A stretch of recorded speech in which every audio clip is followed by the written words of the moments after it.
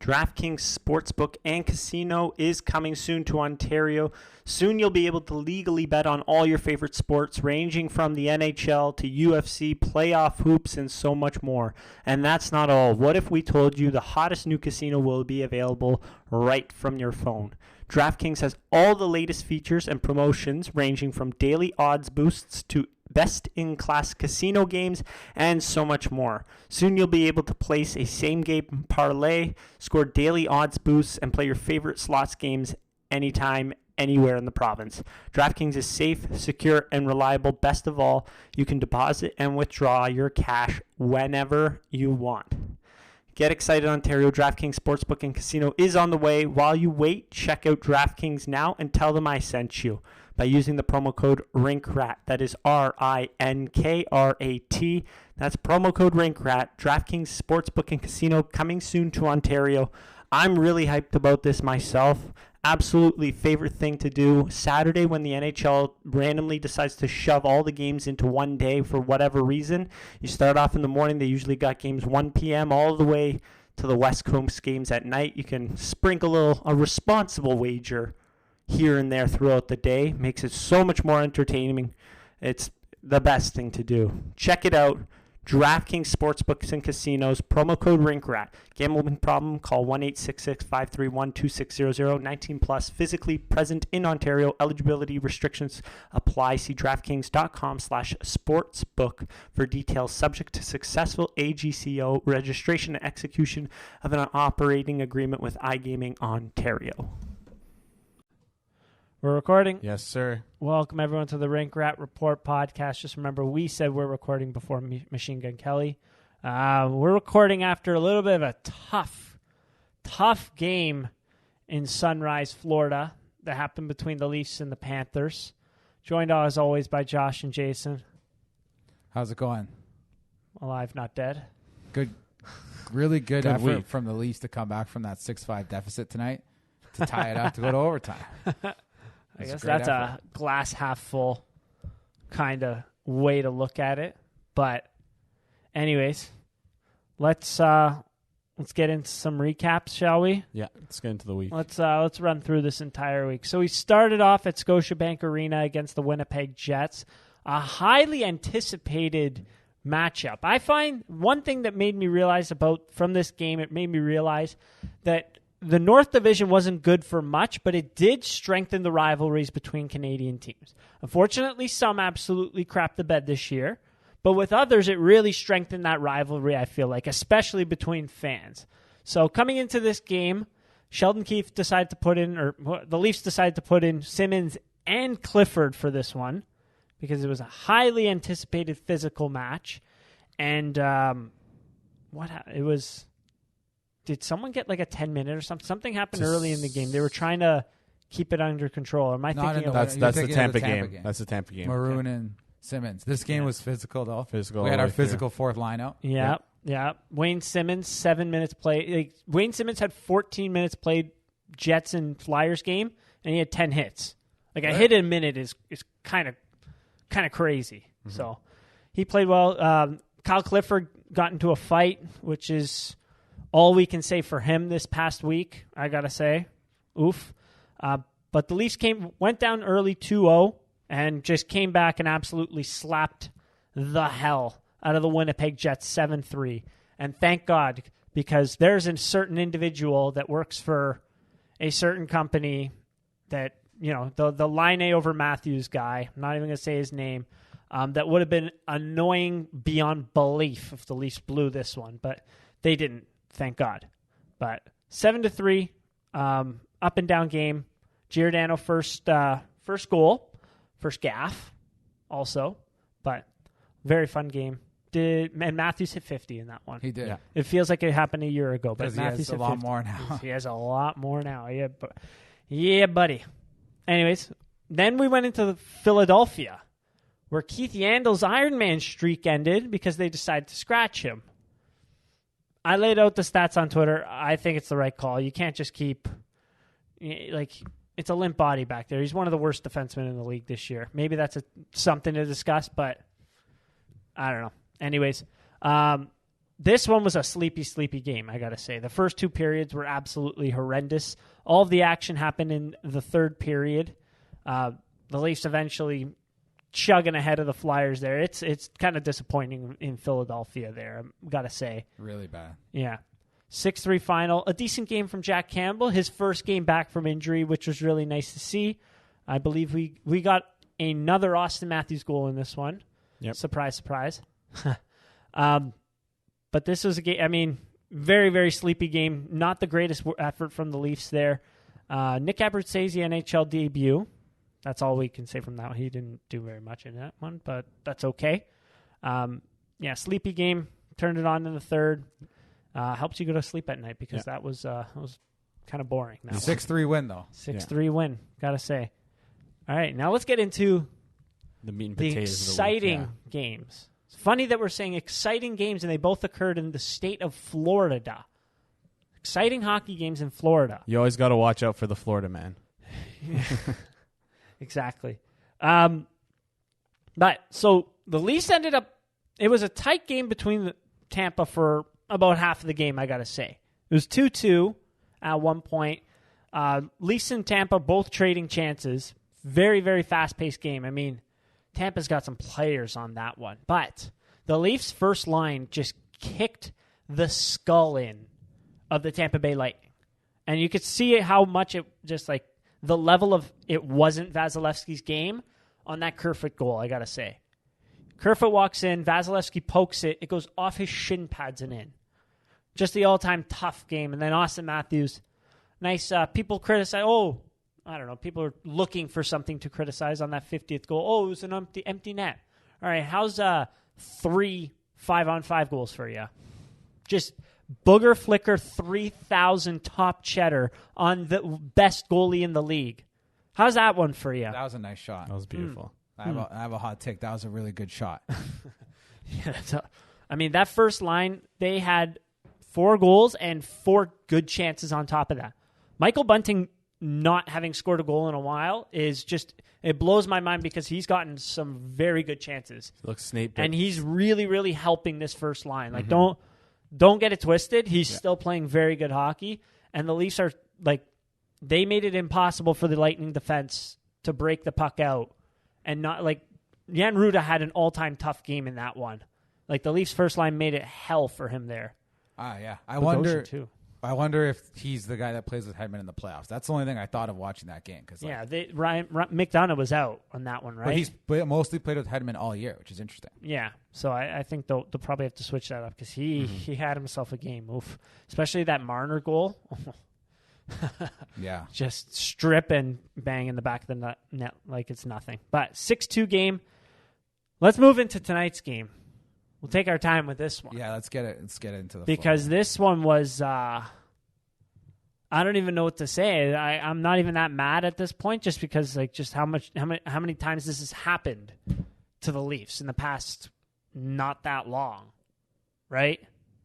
Like, how do you feel about this loss?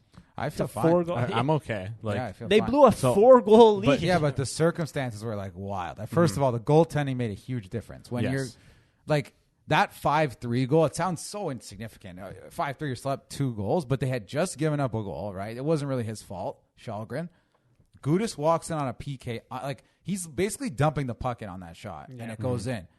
And he wanted nothing to do with that game from here on. From that point on, he was, I don't want to say he was looking for a whale because that's not fair, right? He did get a puck in the head, and I'm sure it hurt him. Yeah, but it didn't seem like he was that interested in continuing after that, and I don't think Keefe was that interested in having him continue in net. Yeah, because he was back on the bench in the third period. Completely. If he was seriously injured, he wouldn't be back on the bench. Post-game comments on the situation where he's fine. Yeah, he had no injury at all. I think Keefe was just he kind of had the same read as maybe a lot of us did, which was, I don't want to say he's looking for a way out of the game, but he didn't seem eager to get back into it. Mm-hmm. Yeah. I mean, I have no idea. I really want to hear from him. I don't think we will. I want him being Shalgren on this one, because to get pulled like that from the game and then be on the bench in the third period, I don't know. I think Keefe wanted him out before that. I think. Yeah, he said he was thinking about it, but And it sucks because Shalgren played awesome before that third goal. He was playing very, very well. There was a situation in the first period where the Panthers got 3 slot chances in a row, and he was making some good saves. The other big things, we've been criticizing him for his rebound control. It was pretty good today. It seems like Sheldon Keefe disagrees with you, though. Because why else would he want to pull him after the third? That's why I don't get. Because you give up a softie to make it a 2-goal game, and you're looking into the stars. Yeah, it's bad like the body mental language thing. Yeah. on the road. Yeah, I think you're on right. The second half of a back-to-back, you have a starter that's only played 2 games in the past 2 months. He's ready to go. Well, Jason had to take that. I'm not. Yeah. I don't know if it's up for debate. I think. No, I don't know, but maybe let's finish the recap first before we dive deeper into the goalies. Just talk about what So the macro Leafs go happened up in the game. 5-1. They lose the game. It was 1-1 after the first period. Bobrovsky was playing well, and then just bang, bang, bang, bang. How many goals did the Leafs scored 3 goals in the span of 3 minutes, I believe. Yeah, so 30 seconds in, and then 13 penalties this game too. Mitch Marner started off with 30 seconds in, and then he got one at 1:07, and then 2:04 Colin Blackwell, and then Jake Muzzin added to the lead at 8:40. Welcome back, Jake Muzzin. Anyways, we'll get into that one later as well. But yeah, 5-1 lead, and then they blow it, go down 6-5, and then are able to tie it up 6-6, and then lose in overtime, unfortunately. Just a roller coaster of a game, I gotta say. Yeah, it would have been good to have a defenseman that was good at shot suppressing and protecting the front of the net for when you had the 4-goal lead. Instead of a defenseman where I have a phone full of screenshots of him being unable to protect the front of the net. Even when there's nobody there, he doesn't know what to do in front of the net. Yeah, we'll get into that. Yeah. Going back to the goalie. So I had to kind of take before. Let's get into the goalies. So that wraps it up. 7-6 loss in overtime. The Leafs get 3 points in the state of Florida. On a back-to-back, which is good. Yeah, but goalies. Yeah, so basically the one thing I was talking about this week, looking at the back-to-back going into the Florida game, I was thinking if I was Sheldon Keefe, I would have started Campbell for both games. The only reason why I think the Leafs would be hesitant to start Campbell for both games would be risk of re-injury, right? Because you never know. I don't know what if there's any statistics to back up a goalie playing back to back if they get injured in the second game, if there's a higher frequency or anything like that. It's not that. They just never play that well. Yeah, then if that's the case, if that's what you're afraid of, then you need to go with Campbell, in my opinion. I don't care how well Shalgren's played in the past. This is the best team in the NHL, and I know it's good that we got 1 point in this game, and that's something that's good. That's a good thing that we were able to come away with 3 points in a back-to-back game against 2 of the top teams in the league. But if you wanted to get first in the division, which I think the Leafs should want to do, I think the biggest thing here is that you needed to beat Florida this game. They play Florida one more time this year, and if they were to have won tonight, and if they were to have beaten Florida later on in the year, which I think they could have done, that would leave the 5-point difference between them and Florida, and 10 games to make it up. Florida doesn't have the easy schedule down the stretch. Leafs is a lot easier. No, it's not. I know 3 of the 10 games are already Tampa Bay, Florida, and Washington. Yeah, but then it's Montreal, not Winnipeg. Not Winnipeg. Sorry. I think they have a very similar schedule. Whatever. The way that they're playing, though, does it really matter who they play? I mean, it's not like we have Habs, Sens, Sabres, Islanders who have been hot, Flyers again. Red Wings, those are all non-playoff teams. But then who does Florida play? Why was I told they have a very similar schedule? But anyways, sorry. Back to my point though is I think this game was critical if the Leafs wanted to finish in first. I think now that's pretty much done. Thing. The reason why I'm confused is if your decision was to if you were even thinking of pulling Colgren out at any point in the game, before going into the game, you should have just started Campbell to begin with. That's not how it works, though. What do you mean? Okay, explain it. What do you mean? Because when he gave up that, they decided to pull him not because he wasn't playing well. He was playing very well before that, and I can't say how well he. I was so happy before that third goal. Yeah. The issue is, it's to sum it all up. It's the vibes behind that third goal. Okay, you can give up a softie, no problem. If your reaction is the way it was. And then, you keep him in because it's one soft goal. How does he react? And then the injury, I guess, and then coming off, he didn't battle through it at all, I guess. And then, Like, he just came off. He pulled himself out of the game, and then I guess his body language in the dressing room, which we don't know that either. Mm-hmm. Like, Sheldon Keefe must have saw something when he came off the ice where it was like, okay, like, you're not going back in. He was probably like, oh, I'm fine. But he pulled himself off the ice. Yeah. Where it's like, okay, if you're fine, then why did you leave the game? I get that, but I think you want to give yourself your best chance to win against a team like Florida, which you could pass in the standings and get first and guarantee yourself home ice pretty much all the way through until potentially until the Stanley Cup, if they make it that far. And here's the thing: we're like Erik Källgren. We have to remember who we're talking about here. He's an AHL goalie who has 8 NHL games. It's not like he's a proven backup, and he's going up against the best team in the NHL right now. Florida's the hottest team. I don't think there's any debate against that. And I think that if we really were trying to push for that first spot, which maybe they're not trying to, and that's their choice, that's their choice. They're obviously well, okay, the if first they are, spot. but then you got to start Campbell. That's just my take on it. I don't know. And if the only reason why you wouldn't start Campbell in my eyes, if I was the coach, is if you're afraid of him getting hurt, in which case you would leave Källgren in no matter what, unless that part, obviously he's that hurt. part. I understand what you're saying. Obviously, like, he's even if he was like the fact that Keefe thought, oh, I want to pull him after the third goal means like. Well, then why is he? I get what you're saying. Why is he starting in the first place? Then, if that's like a quote unquote easy hook, you know what I mean? Like if he was playing, it was a bad goal. I'm not saying it was a bad goal, but so, I get what you're saying. But also, like that's just not for whatever reason. That's just not how things work in the NHL. I also don't think it was like the easiest hook. Like, how are you expecting your backup goalie to play as well as he did up until that point, and then give up the easy goal, and then have the reaction that he did? Like, you're just not expecting that at all. I don't know. I think even the fact that if you think about that. But it makes sense, though. They know Campbell's a lot better than Källgren. Yeah. But it's just also the stats behind starting a goalie on the back. Of course. I don't think they're ever going to do it. Ever. Okay. No. Fair. But I don't.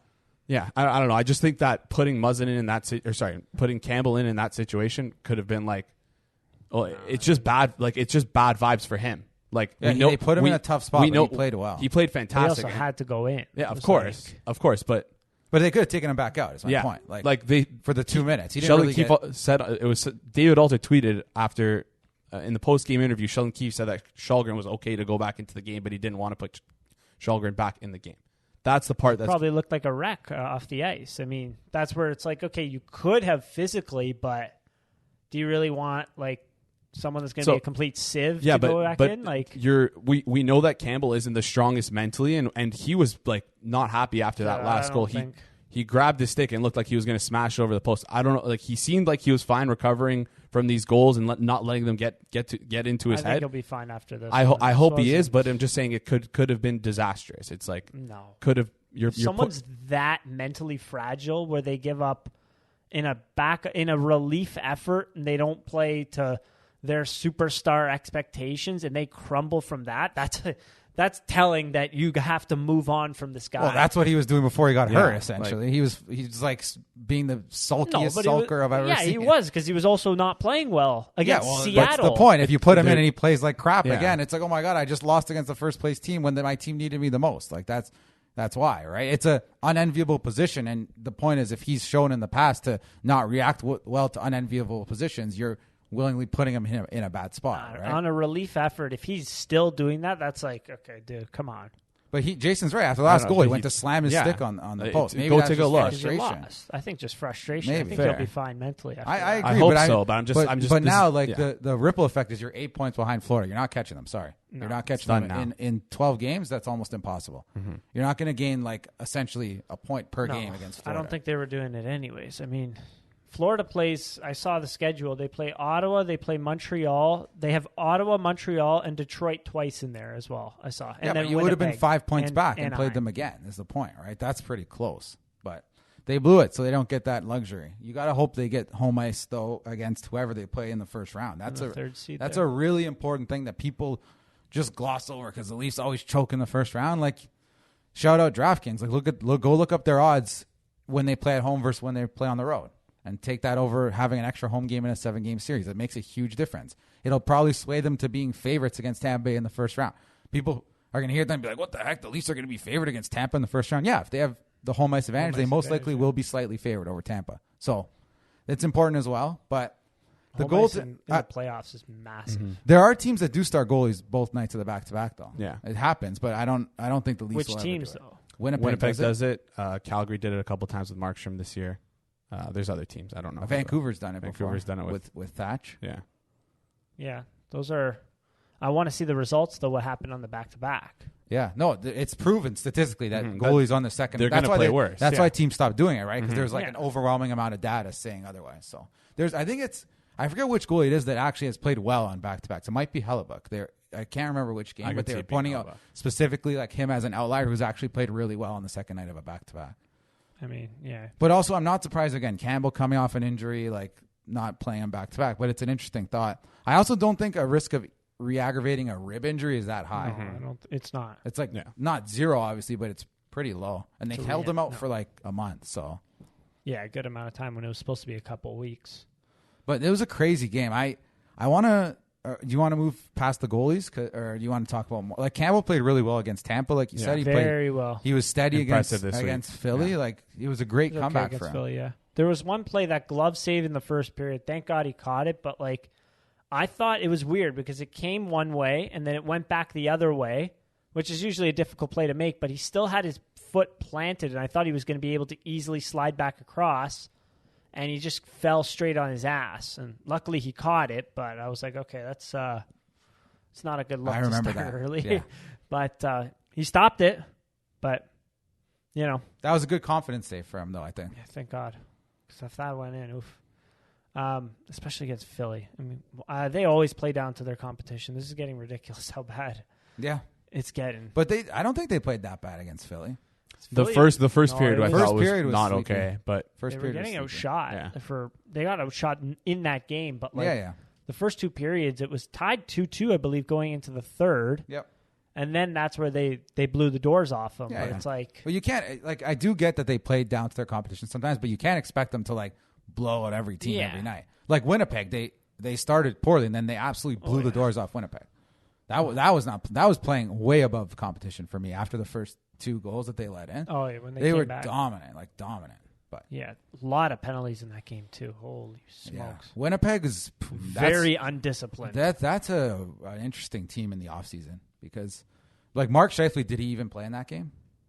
He did, but did he do anything? I swear he got a couple points. I don't know. I was at the game. I didn't notice him much. 5-on-5, I don't think he did anything, but I believe he was in on. I believe he was in on a couple of the goals. I think he had a couple points. I might be wrong. I'm just giving you my watching of the game, and after the 2-goal lead, I don't think he did anything. I heard that echoed from a couple Jets fans in the building too. I'll be honest with you, they were not happy with Mark Scheifele, but he kind of does that. So, yeah, he's 2 secondary assists for Scheifele. Yeah, he had a good start, and then from there. Was it? Oh, okay, yeah. The second goal and then the third goal, he had a couple points. And then every Leafs fan hates Pierre-Luc Dubois too. Mm-hmm. Yeah, that guy's such a rat. Oh my God, he's such a piss baby. Like, yeah. All right, hold this L, Pierre. But anyways, in terms of the goalies, it was encouraging to see Jack Campbell get back and play decently and then play very well. Coming into relief is always such a crapshoot. It's such a coin toss, 50-50. Whether you're going to play well or not. Like, it's just kind of crazy that this guy has to sit for how long and be immobile and inactive and do nothing that long after warm-ups, and then he has to go into an NHL game and do a couple of shuffles, and then, all right, let's get going. No, I thought he played good. He did. He played well. He made the right saves. He there's 1 or 2 power play goals. I don't fault him at all. There was a lot of them. 2, I think. But Panthers, it was a 7-6 game. This Panthers scored 2 goals at 5-on-5. Yeah. Like, yeah, it was unfortunate, but I like anything else on the goalies trend. Is there any chance that like anyone other than Shalgren continues to be the backup? Like he's just going to be the backup. That is what it is, right? I mean, I think they're sick of Hutchinson, so yeah. Mm-hmm. And Joseph Wall's not coming back, is he? No, Joseph Wall's still injured. Like, you should see the list of injuries for Marlies goalies. They just signed someone to a PTO. I don't know who it is though. But I think, like hypothetically, if Joseph Wall came back, they'd probably, if Shalgren really struggled, they'd probably give him a call. Chance, yeah. Because he was originally higher than him on the pecking order to start the season. Right? Yes, because I guess they hadn't seen enough of Källgren in North America. Interesting to I said this last week. Never mind. About the E-Bugs? No. How Källgren was in Arizona, who their goaltending coach was there. No, you didn't. Did I say this? No, you didn't. No, what was this? John Elkin, who I believe works for the Leafs right now, he was in Arizona working with their goaltending development. They drafted Källgren 7th round in 2014. That's when John Elkin worked for Arizona. John Elkin now works for Toronto. Makes sense. And they signed Erik Källgren. Makes sense. It's a good connection. But That's probably exactly my dad why pointed they signed that one him. out. So Smart. That That is most likely exactly why he's on the team right now. There was one other connection, and now it slipped me. There's 2 connections to Erik Källgren, but anyways, that's why they signed him. You're like, it's hard to scout goalies, so they put a lot of faith in their goaltending coach and the goaltending related staff. So I think you're dead on with that. But makes sense. Yeah. Here it is. Ryland Parento. I actually think I have an idea of who this is. U Sports goalie out of New Brunswick. Okay. I don't know. We'll see. The guy they 14-1 signed this year. for the Marlies. Yeah. Okay. We'll see. I mean, they have so many injuries. Ian Scott's still injured. We have no idea what's going on with him. Joseph Woll is injured. Keith Petruzzelli, I think, is out right now as well. So, we're running out. They signed Andrew D'Agostini to a tryout contract, but he's always around the Leafs. He's just kind of employed as a practice goalie, so it's kind of funny. But anyways, I think that's all for the goaltending. It's encouraging despite a 7-goal game. That's all I'm saying. Yeah. The Campbells hopefully it keeps rounding into form. Yeah. Hopefully that little tonight doesn't hurt him. Keeps going. Yeah. Yeah. Whatever you want to call that situation tonight. I didn't even know what to call it because it was just a bit of a cluster. Garbage, pretty much. Yeah. Anyways, let's say a word from our sponsor, Manscaped. Fellas. Jason, you spelled fellas wrong. They did. That's how they spell fallas. All right. Have you started spring cleaning yet? The carpets need cleaning, the drapes need dusting, and your lawn needs mowing. Spring has sprung, and the global leaders in below-the-waist grooming have the best tools for cleaning aisle 5 in your pants. Time to clear out your winter bush and join the other 4 million men worldwide who trust Manscaped by going to manscaped.com for 20% off and free shipping with code RINKRAT. That is RINKRAT. Get 20% off and free shipping with the code RINKRAT at manscaped.com. It's time to throw out your old hygiene habits and upgrade your life. We just got the shampoo, body wash, and what's it called? The stuff you rub under your arms. I don't know why. Deodorant. There, and the lip balm as well. Actual deodorant for underarm. I love all of them. They smell fantastic. I mean, can't say enough good things about Manscaped and the products that they've sent us. Yeah, the deodorant's great for under your arms. Keeps you guys know my deodorant rant, so just use it. Yeah, it's great stuff. Smells good. Yep, keeps good you clean. The ball deodorant's good for that. Ball deodorant's great for that as well. Didn't want to mention it, but you know what? We're mentioning it. Yeah, it's the good stuff. Anyways, Manscaped promo code RINKRAT at checkout for 20% off and free shipping. Let's get into the defense. The defense before tonight looked strong, I want to say. Right? Oh, yeah. Going into, I mean, like, a lot of that 3 goals, 2 goals, but, like, they were good defensive efforts. It felt like we were giving our goalies a much better chance to stop the puck. Yeah, a lot of that credit to Kyle Dubas for making 2 really good ads on the back end. And then uncredit to whoever's decision it was to remove one of those players from the lineup for this game. Yep, because Justin Holl had himself a game. Honestly, this actually, like, really bothered me. Mm-hmm. I don't understand why they did it. I think most people on Twitter I saw completely agreed. But scratching Ilya Lyubushkin, who is your best shot-suppressing defenseman, statistically, against the team that produces the most high-danger, high-quality chances, expected goals, shots, whatever metric you want to use, they're first in the league at all of it, including goals. Why would you scratch your top defensive defenseman in that game? I don't get it. Can I get the only reason I can think of that would make me feel better is they're like, you know, Hall and Liljegren have been here longer. I'm going to give them a shot because I'm sorry. Any other reason would significantly alter some faith I have in the decision making because that was an really, really costly decision. So I was thinking it was either that or they wanted to get the continuity of Muzzin Hall and like Riley Brody back together. That's what I was thinking. But again, like we talked about this last podcast, we don't think those are our best options on D. Not at all. I think that forcing Muzzin and Hall together kind of shoehorns you into some awkward positions because you don't want to break up Giordano and Liljegren. They look great on the third line together. And then who comes out, right? Obviously, it's going to be Lyubushkin if it's going to be the one coming out because you can't scratch Brody, you can't scratch Riley. If you're focusing on that Muzzin Hall pairing, like it really gets you in a tough spot. I think it was a colossal mistake by colossal coaching error by Sheldon Keefe or whoever decision it was to scratch Lyubushkin tonight. I don't know, and he's been playing fantastic. I think on the first pair with Morgan Riley. Like we said, they were splitting time equally between their three pairs. That's how confident they were. And I've been I think maybe the biggest Hall defender / apologist over the past 3 months. He looked good with Brody, but then again, everyone looks good with Brody. He looked great in a sheltered role on the third pair. But you know what? So did Travis Dermott. And Liljegren and Giordano have been on fire the past 5 games in that role together. So I really did not like that move at all. I didn't like that move. The other thing is people have been very critical of Muzzin Hall as a pairing together, which is fair because they were struggling a lot.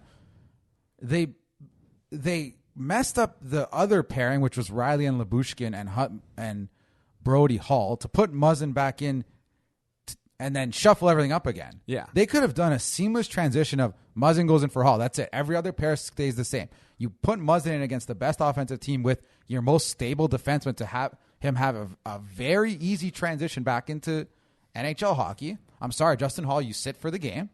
You're the odd man out. Sorry, bud. That's it. No, instead, they switch it so Riley plays with Brody. And I will say, I forget who said it on the panel. They made a great point. That first period, Brody looked slightly uncomfortable going back to his off wing, and it kind of led to a penalty, which led to a goal. I don't think it's a huge deal, but those little differences for sure will matter when he's played upwards of 20 games in a row on the left side now, right? Yep. Is it more less than that? More than that? It's around there, around 15 20. to 20 games. So of course there'll be an adjustment. Just as there's an adjustment for Jake Muzzin coming back in. And you're making that adjustment against the best team in the league. Best offensive team in the league. It's honestly, I said to some of our friends, I would be shocked if they took Lyubushkin out, and then they did it. I was like, this is unbelievable. I thought for sure it was going to be Liljegren. I was like, they should take Justin Hall out, but because Liljegren's much better offensively, but I think they're going to take Liljegren out, and then they just threw. They just said no, Lyubushkin's coming out. Yeah.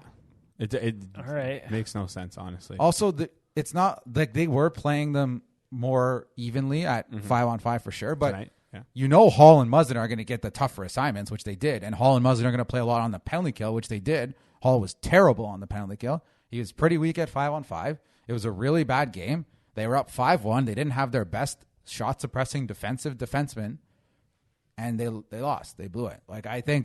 I'm not saying they would have won with Lyubushkin, but I don't think it's unfair to make a correlation there with that decision to the final score of the game. I really don't. Yeah, that was tough to watch.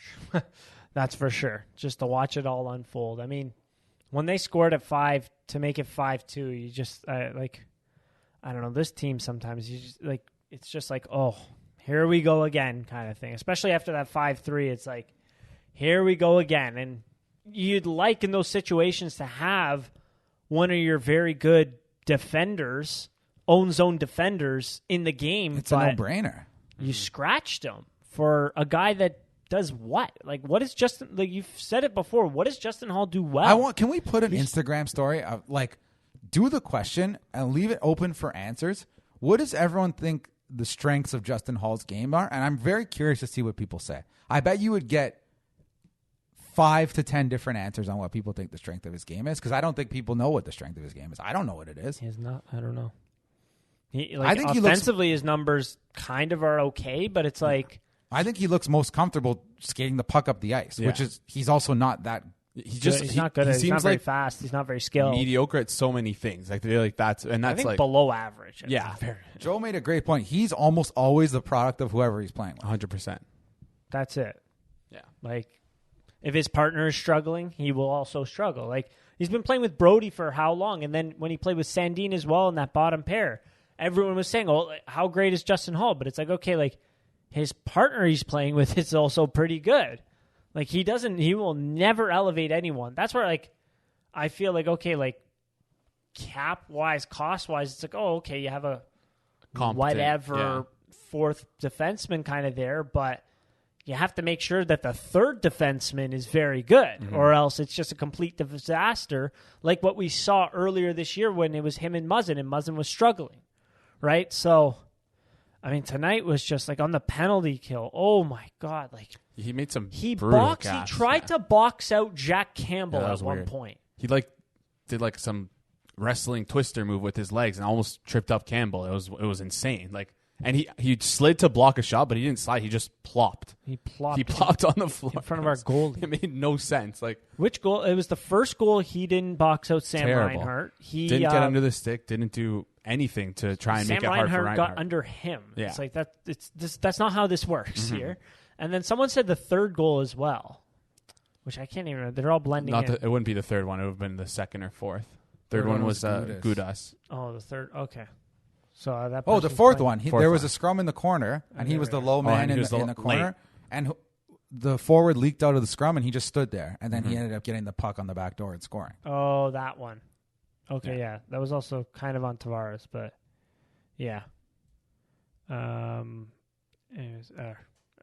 Anyways. And Justin Hall, some of his numbers are good. Like, I'm not going to lie. I look at them. They look good, but also, like, you got to apply some of the eye test stuff here on how he's played in different roles, right? Like, he's often against better teams played poorly, and he's often, when not paired with good players, played poorly. So, I don't know. Lyubushkin, though, defensively has way better in metrics, which makes no sense to me. Like, are you keeping Holland for his offensive upside? Like, there's no – who cares? No. Yeah. They don't – the Leafs absolutely do not need any more offense. Like, okay, no, I'm going to knock on wood so hard there. But, like, their offensive numbers – depends what kind of night it is. Well, they're second in the league in goals to Florida, and Florida's scoring at an insane pace. And they started scoring at a terrible pace, the Leafs did this year. Their expected goals are flying up every single game. Like, I don't know. I don't get it. I don't. But we'll see what happens. I think there's a good chance they keep it the same next game. I don't know. I wouldn't, but I think they might. In terms of, like, keep the Lyubushkin out. And then again, everyone's like praising Kyle Dubas for making a great move at the deadline, which he did. Getting Lyubushkin in that Richie deal, even for a second or a third, was great. If you then don't play him in the playoffs, that's a huge waste. 100%. That's a colossal waste. Preserving Ilya Lyubushkin by not playing him in the rest of the season, so you can sign him healthy in the offseason. No, like Kyle Dubas masterclass. You can just admit Muzzin Hall is not what it was. Like, it ain't it. It's not working. It's not. Yeah. It's okay. Like, why do we got to like? Stop trying to make Muzzin Hall happen. It's not going to happen. Right? Like, stop trying. Yeah. The Mean Girls. Yeah, the Mean Girls. And the crazy part is talking about. I thought Jake Muzzin played really well tonight. He did. I thought he was very physical again. Yeah. I think he scored. Maybe a touch slower right now. Getting his legs back, first game back. That's to be expected. But he's never been the fleas to fuck guy. Made some good tough plays up the wall to break the puck out. Like, he scored again. A great activation in the offensive zone. Really good shot. I thought he played really well. I thought Justin Hall didn't. Yeah. Ben shot 33.41 expected goals. Oh, their D was leakier than ours. Insanely bad. Off the rush, oh my God. Also, how many times did the Leafs just break open? Like, it wasn't even like, a bad pinch here and there. The D just watched them straight through. Engvall had a couple where he just went like, okay. Straight through end to end. Like, Bobrovsky had to make a couple good saves in the first period because they just watched them go right through. But anyways, there was a few people on Twitter saying man, Florida's D is not that good. And then now, like, Florida fans are, the few of them that exist, are trying to dunk on them and be like, oh, how about tonight? Like, what are you saying about it now? It's like, well, you gave up six goals. Yeah. I'll say this. Mackenzie Weegar? He's not looking forward to playing against Mitch Marner again because he put him in a blender. On the power play, when Weegar was on the power play, too. Yeah. Leafs IMO tweeted a really good video of it was Marner's goal against Florida a couple of years ago against Reimer, that nice one, and then this one on top of it. And they're pretty similar. It's really cool to see that one. But yeah, I mean, a couple power play. I felt like the power play was good, but it was like didn't come up clutch. Unfortunately, or was the Tavares goal? It was power play. Yeah. Oh, okay, they were just struggling to break the puck in. Yeah, before that was. But like before that, like they had no issues, and then all of a sudden there's a couple power play. That was kind of weird. Just a little rhythm off. Trying to force plays. Florida was really collapsing the middle, so they had to force plays to the wall.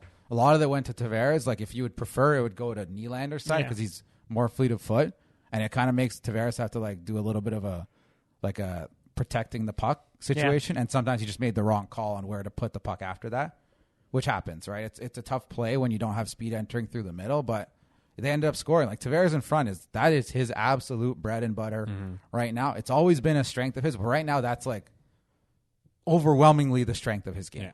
Oh yeah.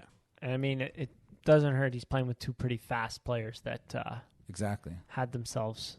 But sorry, we're jumping around a bit on the defense.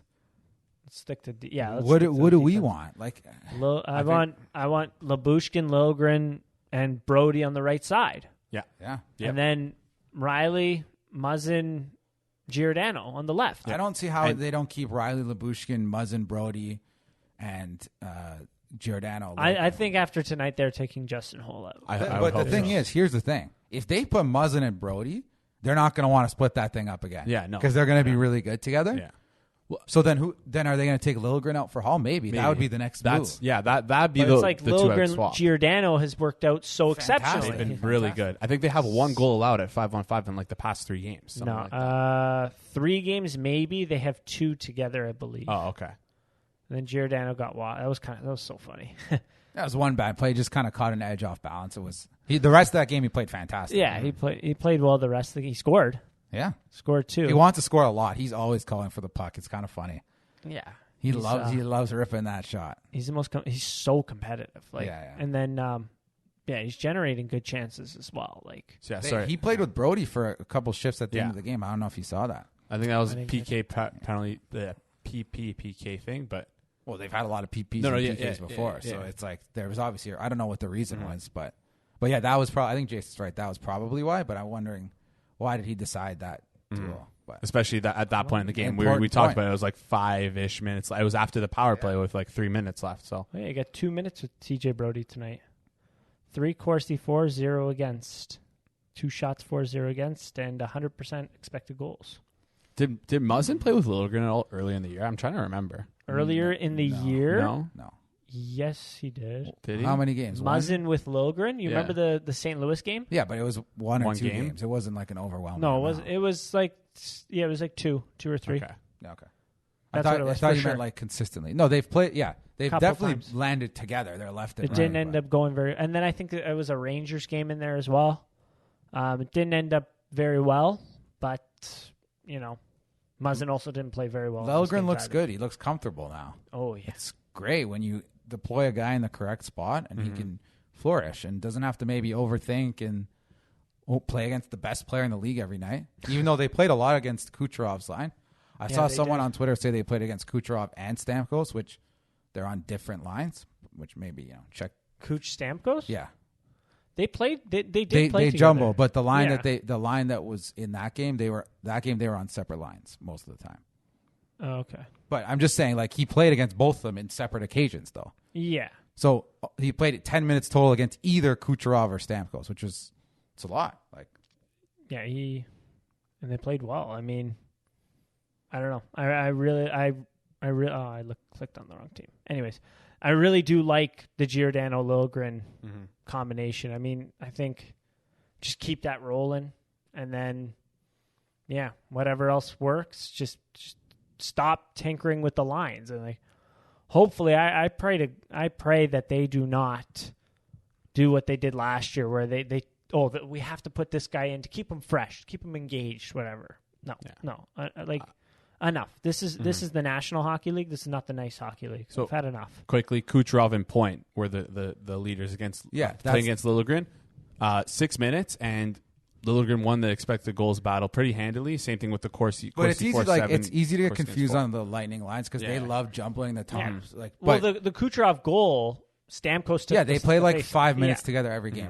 They jumble it a ton. Yeah. Even if you look at daily faceoff ever game to game, it's like always consistently different. But yeah, I mean, Some of those guys have played so long. I mean, like, yeah, Stamkos, top line mates that he played with at 5-on-5. Number 1, Hedman, obviously, and then number 2 is Kucherov at 742. oh, so they did play a lot together. And then Braden Point at 731. So it's like, I don't know, probably put them in the blender. And Yeah, then yeah. Cirelli at 531. These lines make no sense. No, I'm telling you, it was a complete blender. Like, I mean, What? these guys have been on the same team for so long. It I know. might as well just open the door, whoever goes that's out. what they do. It's crazy. I'm not, I wish I was joking. It's wild. But they have so many good players. Yeah. But I thought the Leafs overall, their D handled that Tampa Bay offense really well. Tampa Bay, yeah. Jack Campbell played very well. I have a nice video of Morgan Riley getting completely walked by Nikita Kucherov, and then he got walked tonight by Mason Marchment. Earlier in the game when Florida wasn't doing much, Mason Marchment looked good. He had a couple drives to the net. That He is good. Yeah, I guess he's a good player. He is, yeah, no doubt. Can't wait for New Jersey to hand him an undisclosed amount of money. Oh yeah, I think they will do that. I think you're right. That makes sense to me. Yeah. But the only thing I thought Florida was a little undisciplined in this game. Yeah, for sure. Lomberg's penalty was awful. Yep. Yeah. Montour offensive zone penalty as a defenseman in the corner was awful. Like some really bad penalties. But Well, yeah, any other thoughts on the D? I guess we're all in lockstep there on the pairings. Yeah. Yeah, the pairings have especially after tonight. Hopefully they've spelled themselves out, because if they haven't, then you're blind. They haven't. Not to the coach. You already know. Like we do this over and over. What did I say today? over. I forgot what I said. Someone said They'll it. do, yeah. I think it was Kevin Papetti said it on Twitter. Just like they're not taking Justin Holl out. Last game against Tampa, they played him the most amongst all the defensemen. Yep, that's probably gonna be the same thing. like- No, Jason said like that's what they should do, but they don't like doing what I want to do. So gotta accept that. Yeah. Pretty much. We're gonna get into the forwards. Yeah. All right. Let's talk a little. What's the word I'm looking for? Debut. Nick Abruseze. So, you had some strong takes. I have not talked. He's a young player. He needs some time. That's all I'm gonna say. Yeah. Definitely looked Yeah. raw in the 2 games that he played. Obviously, Raw, really. yeah. I thought it was like quite the opposite of raw. Just like the I didn't see much skill set really there. Like. Yeah. No, like unrefined. Like he has a lot of. I'm trying to say he has a lot to improve on in his game. That's okay. That's what I was trying to say by raw. Not like Sure. When I think of raw, I think more so like a guy with good skills but can't like fit it together. yeah. Kind of thing. But in terms of him, I feel like his positioning is very good. I like stick off the body. It seems like he knows where to be. It's very calculated where he needs to be. And he did not win one puck battle. He's not very fast at all. And so that really affects him. He's very small, so he's not winning any physical battles there. So it's like, okay, how is he going to get the puck and then make a play from there? Because like people are like, oh, against the Lightning, he had a much better game. It's like, okay, he missed an empty net on the power play when it was right in front of him. And I watched him get boxed out a bunch in front of the net. Like Bogosian just manhandled him because he's so much bigger. And then like he barely has the puck. When I was watching with Harvard, it seemed like he always had the puck. But it's like he's not being put in. He's not going to play top 6 with the Leafs, obviously. So it's like, how are you going to get the puck? When you think of the bottom 6, how do they get the puck? Pierre Engvall, how does he get the puck? Chip and chase. How does David Kampf get the puck? Chip and chase. Or they like those He wins guys. puck win battles. battles. Yeah. But even Engvall, like he in the scenarios where, because in my opinion, I don't think Engvall is superior, like really good at winning puck battles, but No. he's able to win them with speed. Yeah. Because he's fast, right? Yeah, he So when wins you're puck not races. exactly, so that's what I'm saying. When you're not overly physical, you can make up for that with your speed, right? I don't think. How does Colin Blackwell get the puck? Same thing. I didn't He's see fast. that in the first 2 games from Nick Abruzzi. Doesn't mean he can't do it. I don't want to. I think he needs some time with the Marlies. I It was did overly I did clear. try to like temper expectations on him like a couple podcasts ago. When you look at the type of player he is, all things considered, Those guys, it's not a go plop him in the NHL and go. He's good It's to go. very hard to do that. Yeah. So the one thing I was thinking about whenever I was watching him is I understand why he's in, but where is Nick Robertson? someone texted me and said, if I was Nick Robertson, I'd be sending the Abruseze, however, I don't know how to pronounce it. The game film to Sheldon Keefe right after the game last night. I think Robertson scored this week, and I sent it to you guys. He's been doing. I don't know how well he's been doing, but you had a little stat about that one. Every couple of days on Twitter, it seems like he had scores. one less goal in the AHL. Same amount. Oh, same amount of goals in the AHL in 18 games that Nick Abruseze did in the NCAA in 11 less games. Wow. And that in a harder league. Much harder league. AHL is much harder league. Especially when in the AHL you're 20 playing against a bunch of 25 to 30-year-olds. When at Harvard, Nick Abruseze was 22 playing against a lot of 20-year-olds. Yeah. Yep. So that kind of sucks. Yeah. Yeah. Yeah. But I just think he's a touch too slow, and it's like he's in a weird spot right now. I don't think there's any chance he plays in any significant role Games in the for playoffs. the rest of the year. No. I mean, he may get in a couple of games, but definitely not in the playoffs. It's like, if you're not going to be able a puck collector, then it's like, who in the bottom six is really going to get you the puck? Yeah. No, not going to happen. Look at a guy similar size to Abruseze that's in our bottom six. What does he do? He's speed. He's jam. What do you have? 6 hits against Tampa Bay? Colin Blackwell? Seems like he was all over Scored the tonight. How'd he score? Go to the net. Right in front of the net. Get inside positioning. Put your stick on the ice. Yeah, but think about how many it took Colin Blackwell a couple of years after he left Harvard, where he was not the most prolific scorer there, to kind of find a way into the NHL. So, yeah, I understand what you're saying. Temper your expectations. But yeah, it wasn't the most glowing. I think Nick Robertson, if he had a bone to pick, I'd be like, yeah, that's fair. Nick Robertson was far more noticeable than what Abruseze was. Whoa. That was not even close. Yeah. Not even close. Because he was a ghost against Philadelphia. Yeah. I honestly didn't. Yeah. They gave him a couple shifts up in the lineup late in the game, too. I messed up on the Tampa lines, but I know that they gave him a couple shifts. In the Tampa game? In the Philly game. On the Philly game, yeah.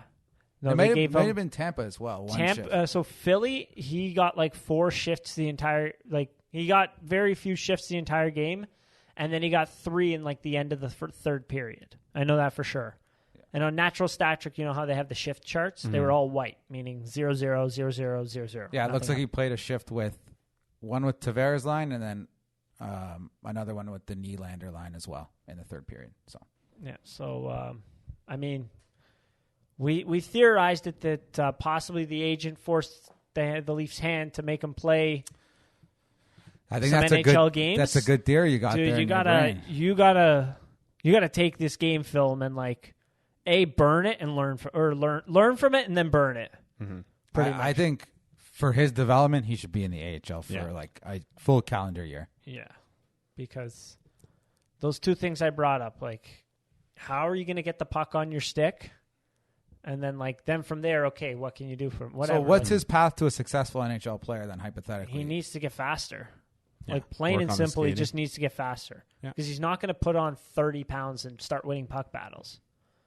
You need to get faster. I don't see how many slow 5'9" guys are there in the NHL that don't have, zero shots? I know that the answer is zero. Or that can't win a puck battle, too. There's zero. Yeah. There's zero.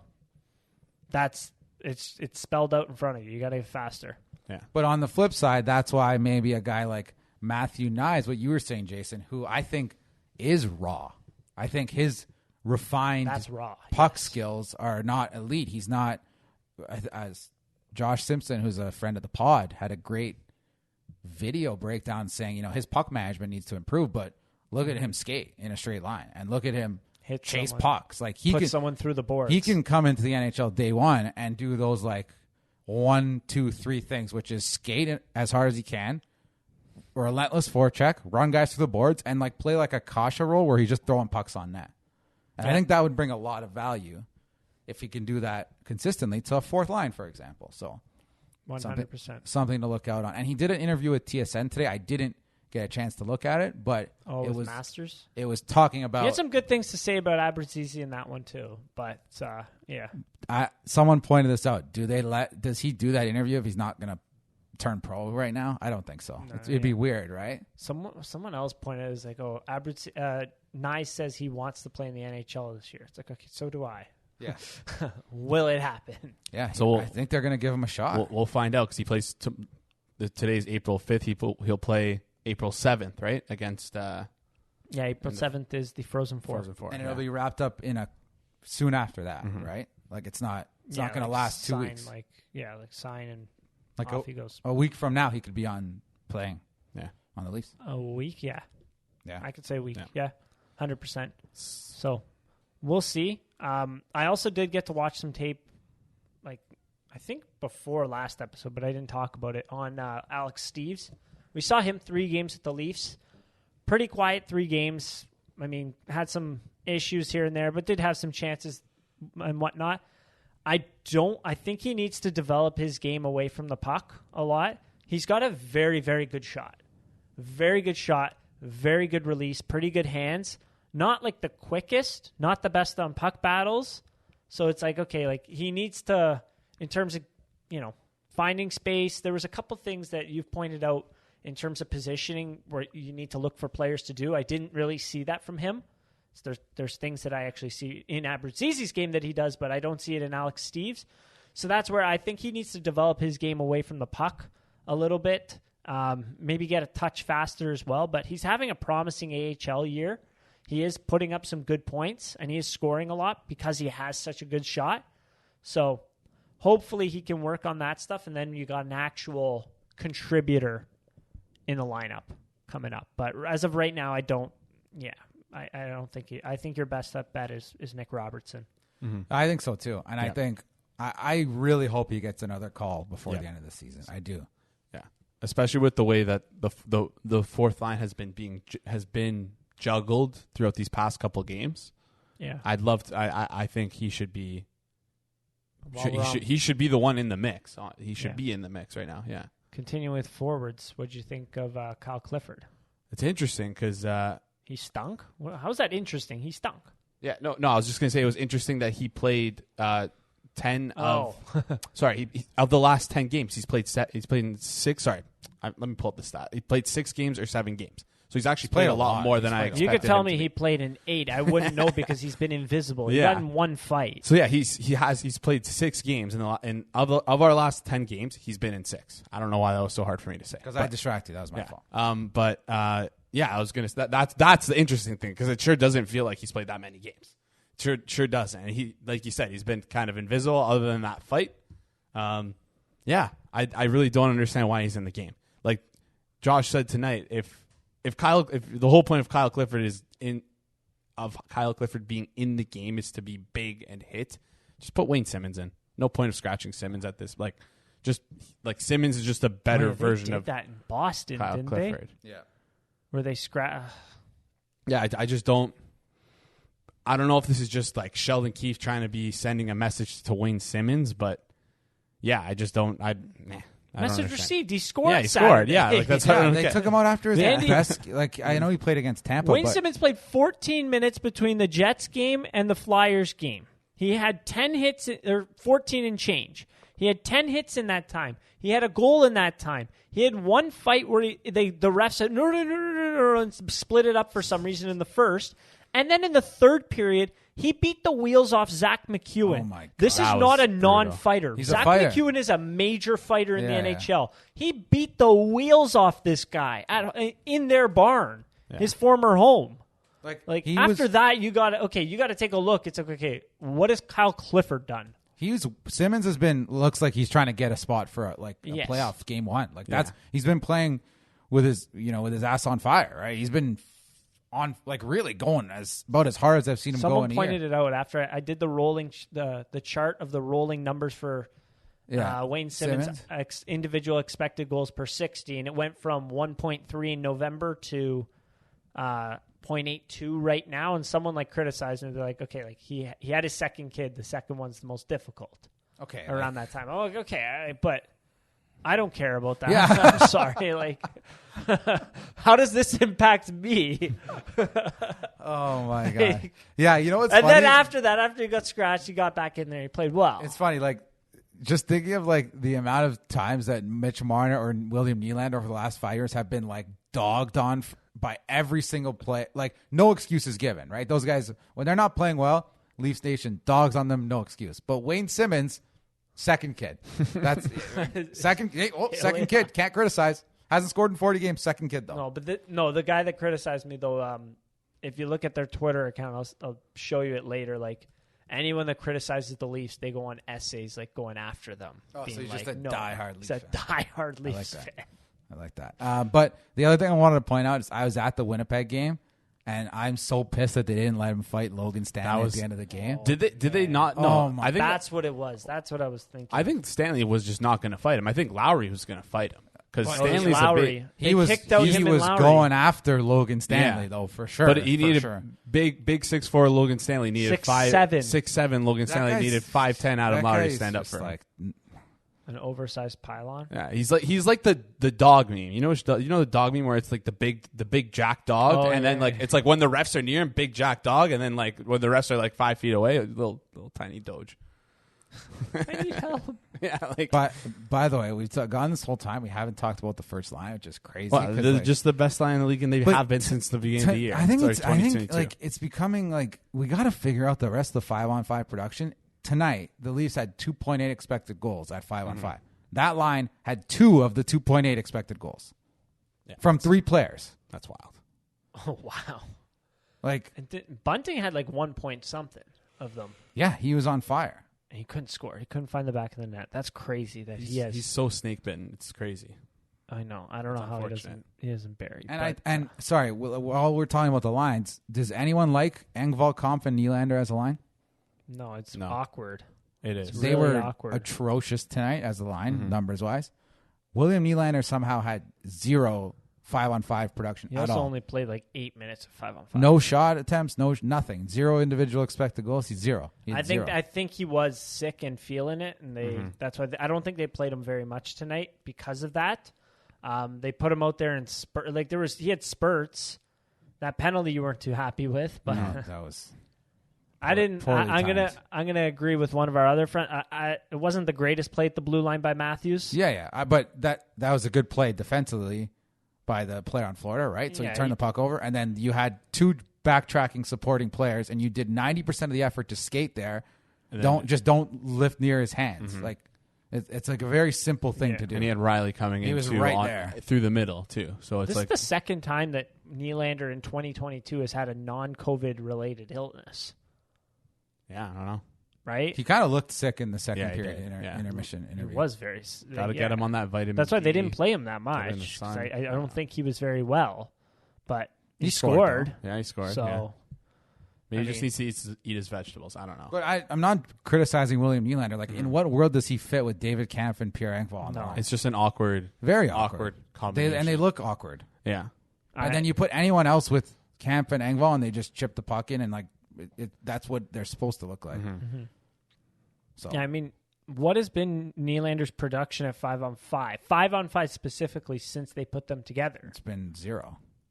So it's like now you're turning a defensive line into a non-defensive line to accommodate because Nylander's not the best defensively. And so like you've turned this third line into what the hell are they? David Kampf had like a 5% expected goals tonight. Yeah, it hasn't been the same. Engvall was like 11. They're playing them in different deployment. It's been a lot of top line versus top line matching, which is good for us because our top line's going really well. But again, in the playoffs, I don't know if we want that. I'm not sure. Yeah, it's it'll be interesting to see. I think the end result is they're just going to put him back with Tavares. That's what I've settled on. They're not going to make a Nylander offensive line. They're not going to do it. They're just not. So Nylander with Pierre Engvall and David Kampf, 41 minutes time on ice. They've lost the expected goal battle 41%, 1.23 to 1.73 goals against. So I don't know what that is compared to like normally per 60 expected goals against, but seems relatively high for only 40 minutes. 1.73 against. I actually don't know, but I mean, that's almost 2 goals. 41% is not great. Yeah. So right. Yeah, you're losing the battle, which is not. Yeah, good. it's It's unfortunate. It's awkward. What has Tavares been with those other guys since they've been together? That'll be interesting to see what that is. But anyways, look that up and we'll continue this. In terms of the fourth line, like what I don't know. Going back to our ideal lines that we said last week, is yours still similar to what you said last week? Yeah, but I don't think they're going to do it. So now I'm transitioning tomorrow of maybe they do Mikheyev, Nylander, Tavares, Kerfoot, fourth line center with whoever's hot. Maybe it's and Not then on Kasha, the third line? Kasha on the third line. Oh, when Kasha comes back. And then Kerfoot's your fourth line center with whether it's Simmons or Spezza or Robertson, Blackwell. They have too many forwards. Yeah. Kerfoot fourth line. He's been good. Yeah, but I'm just telling you what I think they're going to do because I think Mikheyev has been on fire. I think he deserves to stay. As a guy who's often said Mikheyev and Engvall don't do a lot, I'm happy to be wrong because they've been doing a ton. Engvall had a great week. Mikheyev had a great week. 2 goals in 2 games. Engvall's had a great year. Like Jason was right about. I was dead wrong about him and Kemp. Like those guys have been significant couple parts snipes of the team. too. You remember what you said at the beginning of the year? You're like, what does Engvall do offensively? I'm like, okay, he has a hard shot. It's just he doesn't know how to use it. And you're like, I've never noticed that, but now he's shooting it. Yeah. Also, he's like just a lot more confident bringing the puck into the offensive zone, which is, I think, again, a product of, hey, here's your role. Now go excel instead of. I don't even think it's that. I think it's more so he's been like they've had to kick him in the ass a couple times, and now he's matured and he's developed. It's like, okay, like. Also, I do think it is partly what you're saying as well, but. Remember what I always used to say about Engvall, like he'll go on 20-game streaks where it's like, oh my God, this guy's amazing, and then he'll go on 20-game streaks where it's like, okay, what are you doing out there? He's also hitting more. He is hitting more. Because remember, we pointed out, you were like, which it was a good point, I agreed at the time, it was like, okay, is he the only 6'5" guy in the league that does not hit? He still doesn't hit that much, though. He still hits a little bit. I think Who more. do you think has more hits, Marner or Engvall? Marner. No, Engvall has 3 more. Oh, okay. 5 less games though. Is that including tonight though? Not including tonight. But Mitch Marner, since he started, he had like off, 4 has or been 5 getting hits. Like a hit He had a bunch he's been hitting more since he quick, came back. He had 4 against Tampa. Quickly though, the Mikheyev, Kerfoot, Tavares line, 58 minutes time on ice. 3.11 expected goals for to 2.1 expected goals against. So that line's been fantastic. I don't know. I think a good analogy is like William Nylander's like a running back, like having a good running back. What do you mean? I'm just going to leave it at that. I think some people know what that means and some people don't. I'm just going to leave it at that. Having a good running back? In the NFL, yeah. So it's like, okay, do you want to run the ball 30 times a game? Or I'm just going to leave it at that. I think he right now for the Leafs is more of a luxury player than anything else. I think the fact that they're trying to fit him in the lineup and are struggling to is an interesting little dichotomy right now. I'm being cryptic for a reason, but that's just what that's what I'll say about it.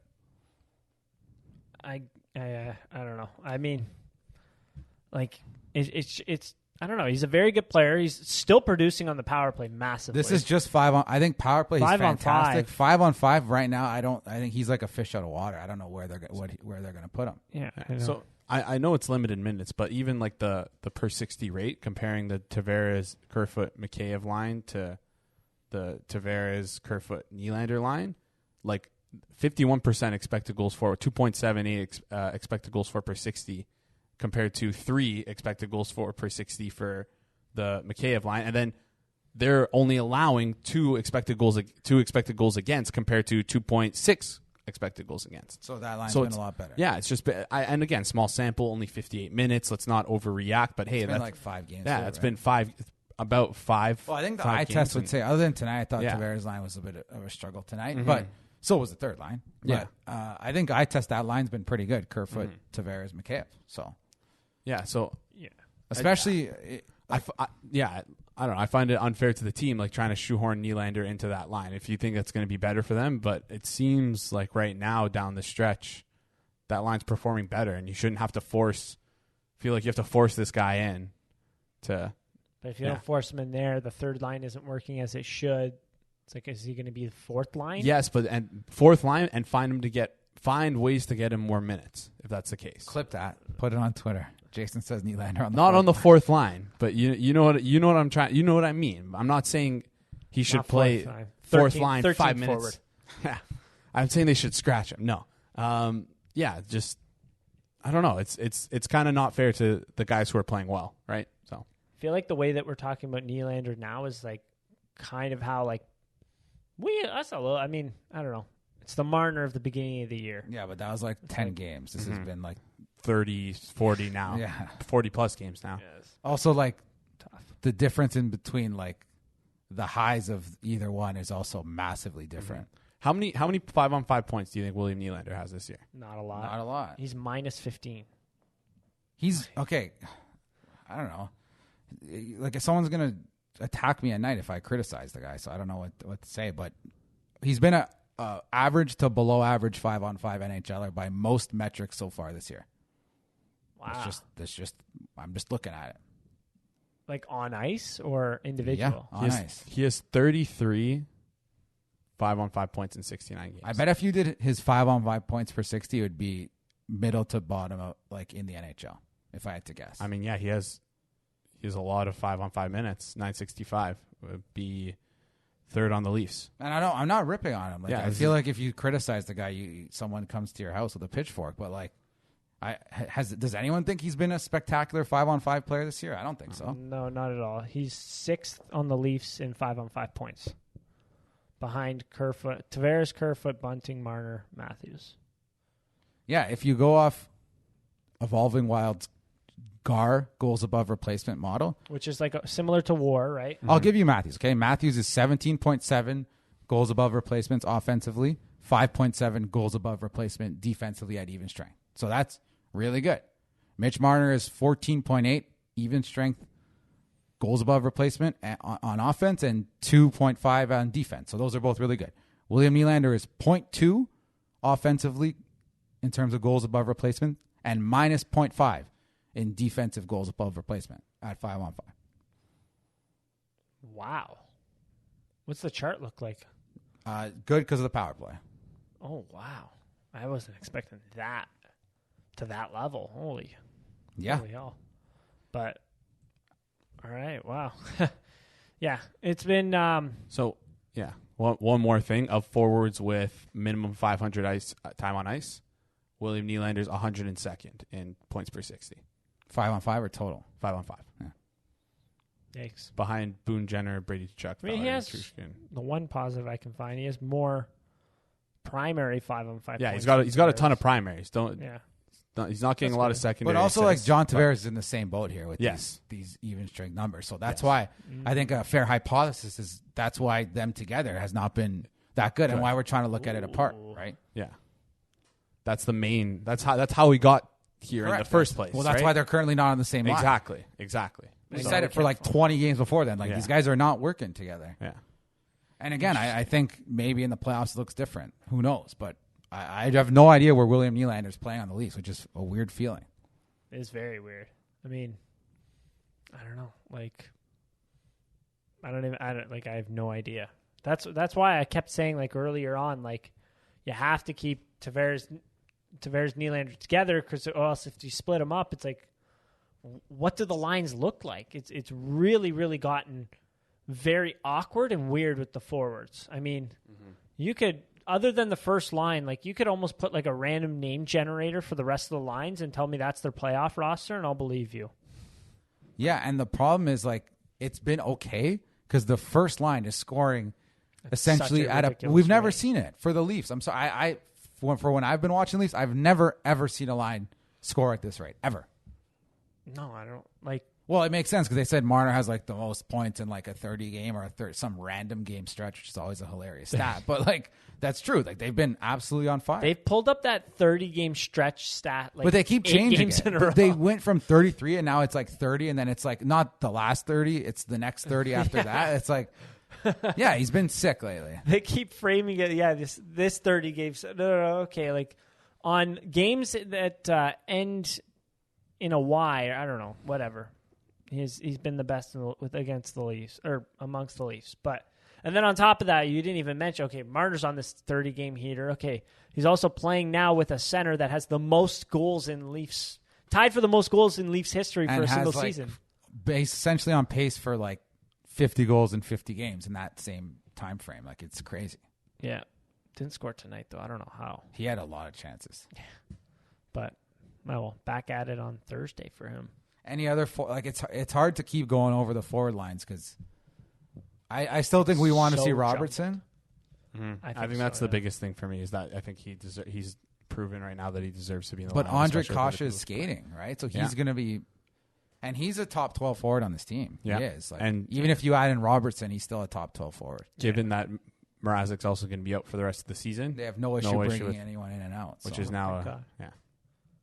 I don't want to get Don't into get that. Jason I don't want to into get into that. Into what? I don't. Okay, LTIR. it's just the LTIR stuff. It's like you can't say, oh well, you can't use hindsight to justify like our position before. But like we were kind of right before, where we should have been using Muzzin's LTIR space and required. Someone just held him out, and then hey, look, Mrazek gets hurt. You can just bring someone back, and now there's literally no effect on your roster. You get an extra player in who's can help out and maybe shore things up with the forwards. Anyways, that's just my.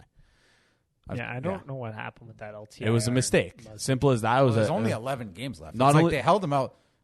Like, it wasn't right after the deadline he came back. He missed how many games has Giordano played? That's how many games he. six or or seven. So he missed. Yeah. He still missed 6 games after the deadline. Yeah. So I bet if you told us when he got hurt that 6 games after the deadline the Leafs didn't use his LTIR and he still hadn't played again, we'd be surprised. Yeah.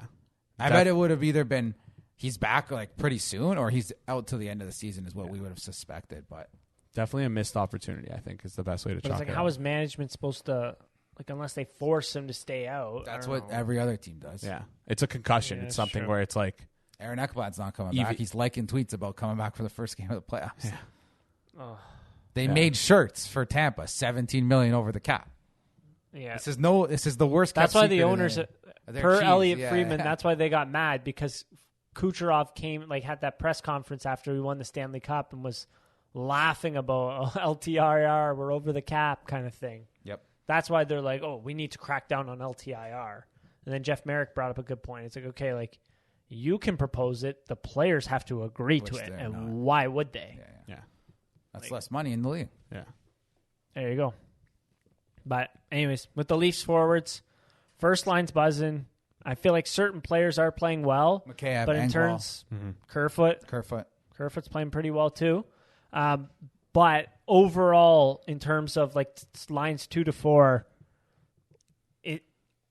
it's not comfortable right now. It's a great point.